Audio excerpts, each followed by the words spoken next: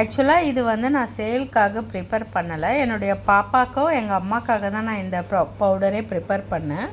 Actually எங்கள் அம்மா வந்துட்டு 70 இயர்ஸ் ஓல்டு, என் பாப்பா 9 இயர்ஸ் ஒன்லி.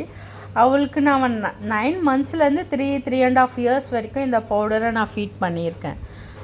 அதுக்கப்புறம் ஸ்கூல் போகும்போது டைமிங்கு அது எதுவுமே மேட்ச் ஆகாது. ஏன்னா ஸ்கூல் பஸ் 8 o'clock வந்துடும்ன்றதுனால. ஸோ அகெயின் நான் இந்த பவுடரை ஸ்டார்ட் பண்ணுறேன்.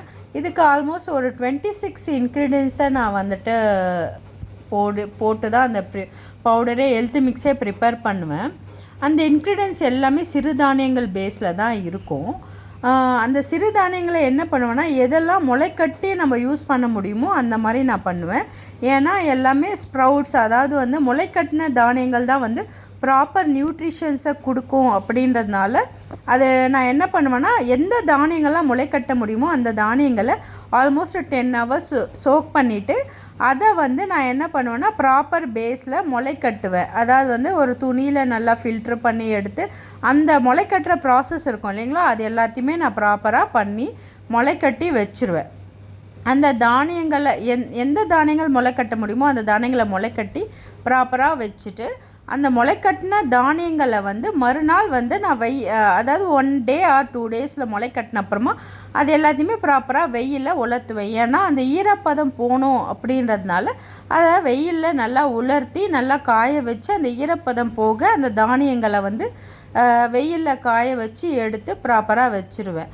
அதுக்கப்புறமா மீதியுள்ள தானியங்கள் இருக்குது இல்லைங்களா, அதை என்ன பண்ணுவேன்னா ட்ரை ஃப்ரை பண்ணிப்பேன். நார்மல் வானிலையில் போட்டு அதை வந்து நல்லா ட்ரை ஃப்ரை பண்ணி அதை எடுத்து வச்சுட்டு அதையும் நான் வந்து அந்த பாக்ஸில் எல்லா தானியங்களையுமே ட்ரை ஃப்ரை பண்ணி எடுத்து வச்சுருவேன். ஏன்னா அந்த ஈரப்பதமோ இல்லை அந்த ஒரு ஸ்மெல்லோ அந்த மாதிரி பூச்சி வரக்கூடாது அப்படின்றதுனால.